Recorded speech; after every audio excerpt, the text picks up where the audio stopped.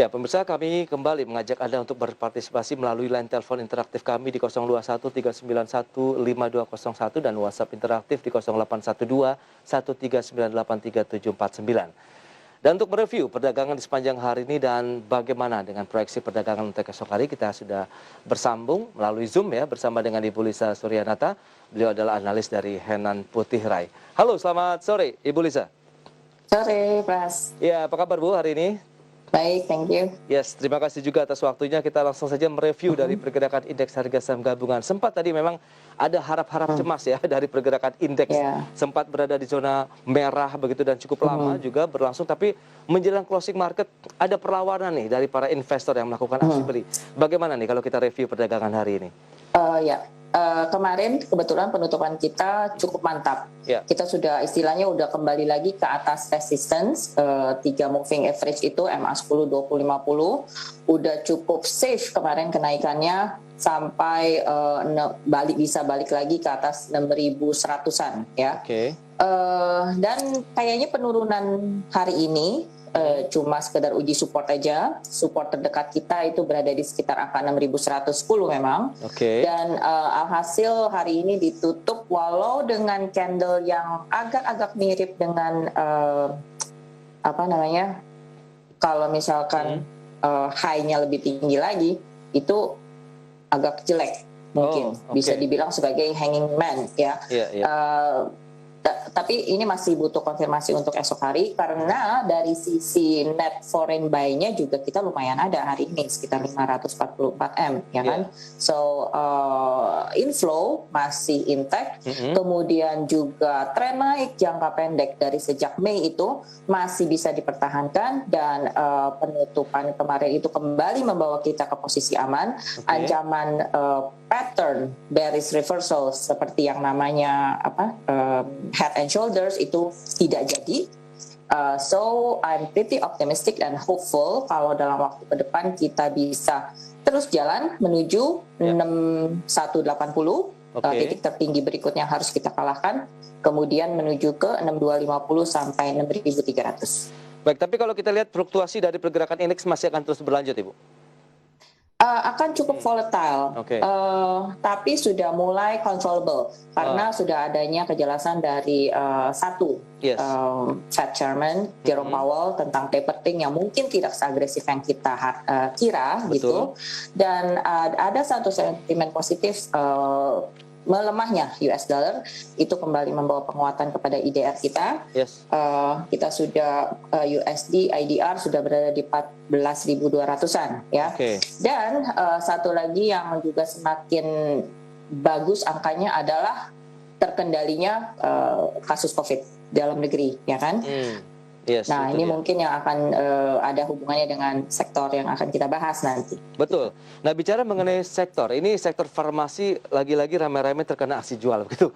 Apa yang menyebabkan? Anda melihat lebih kepada secara teknikal saja begitu ada aksi jual karena sudah ada yang mendapatkan cuan, kemudian merealisasikan keuntungan, atau ada hal lain? To be honest, kalau dilihat secara tren, garis besar big picture-nya gitu ya, kebanyakan dari saham farmasi itu masih belum keluar dari tren turun jangka panjang mereka. Dan memang dari sejak bulan Juni Juli kemarin tuh kenaikan harga saham-saham mereka lebih dipengaruhi karena sentimen positif dalam tanda kutip gitu, karena meningkatnya kasus COVID dalam negeri ya. Tapi kemudian kan demi kebaikan semua orang itu akhirnya mulai terkendali gitu ya, harga-harga produk farmasi dan servisnya, distribusinya itu semua langsung di take care oleh pemerintah supaya tidak ada penaikan harga yang abnormal ataupun kelangkaan. Jadi supply demand itu mulai dikendalikan. So dengan terkendalinya juga daily cases harian kita udah mulai turun banyak. Kita kemarin udah daily cases cuma 5.000-an ya, dibanding awal Agustus itu. Baik, Ibu Lisa. Halo. Halo, sorry terputus. Terputus.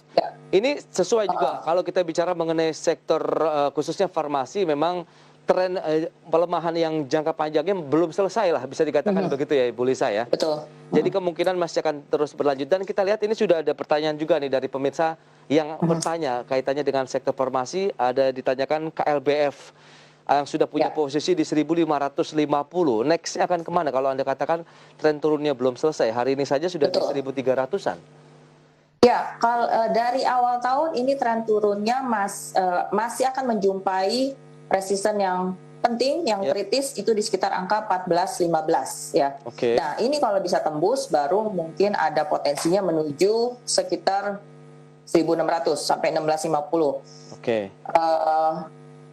Jadi untuk Kalbe hari ini posisinya memang sedang uji support, pas di low hari ini 13.35. Semoga kedepannya nggak perlu jebol lebih rendah lagi dari itu, dan di masa mendatang kita harapkan segera tertembus level 14-15 tersebut untuk bisa ada chance menuju 1.500 dulu, kemudian next target sekitar 1.600 sampai 16.50. Baik, tapi dengan posisi saat ini 14.15 itu akan tercapai dalam waktu dekat ini, atau justru karena ini trennya masih turun akan ada support dulu yang harus ditembus nih Bu? In overall kayaknya dia menuju 14.15 kita masih ada chance karena dari sisi pattern ini adalah pola pembalikan, I mean pattern reversal. Baik. Ada yang namanya triple bottom. Nah, itu 14.15 sih harusnya minimum target ya. Jadi mudah-mudahan dia bisa lebih malah. So untuk masa sekarang masih boleh hold. Nanti average up-nya di atas 14.15. Oh, berarti masih bisa di hold kalau sudah punya posisi di 15.50 ya, meskipun sedang ada posisi loss begitu ya? Iya.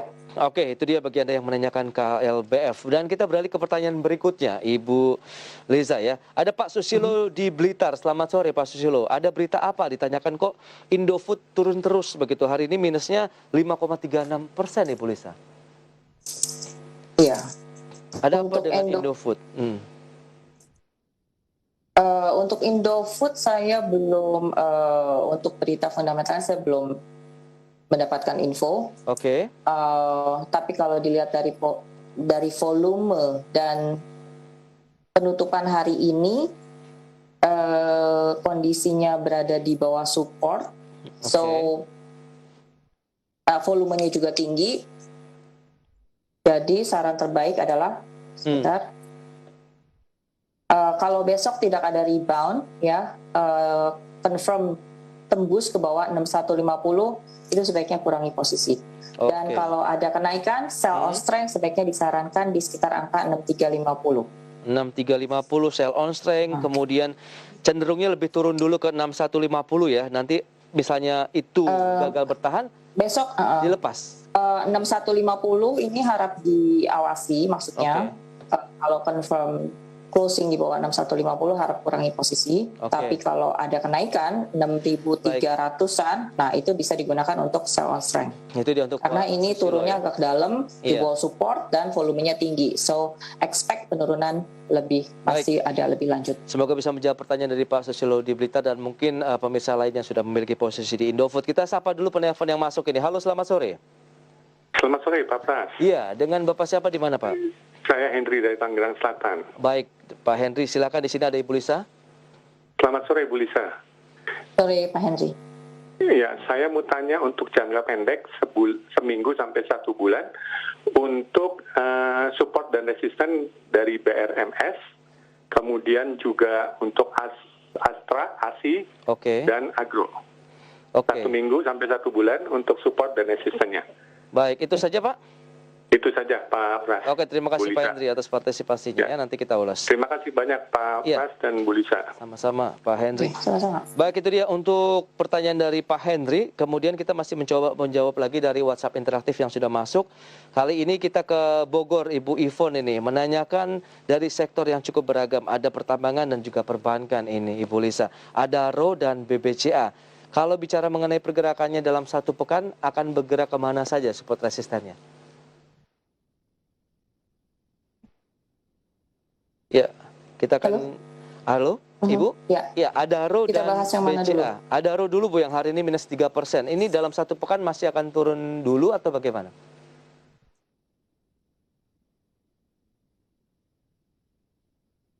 Adaro supportnya ada di sekitar angka besok nih 12.50.